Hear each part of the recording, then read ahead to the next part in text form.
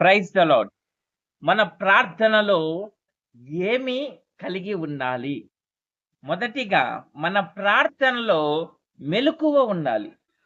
ఏ అంశం గూర్చి ప్రార్థన చేస్తూ ఉన్నాం? ఎలాగా ప్రార్థన చేస్తూ ఉన్నాం?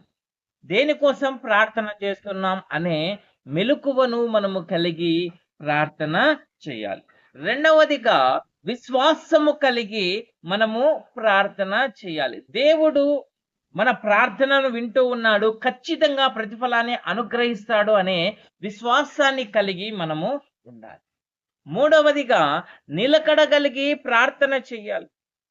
పట్టుదల కలిగి మనము ప్రార్థన చేయాలి. ఒక అంశం పైన నిలకడ కలిగి పట్టుదల కలిగి ప్రార్థన చేస్తే దేవుడు కార్యమును చేస్తాడు. అలాగే మన ప్రార్థనలో విజ్ఞాపన కలిగి ఉండాలి. ఇతరుల కోసము, మన బంధువుల కోసము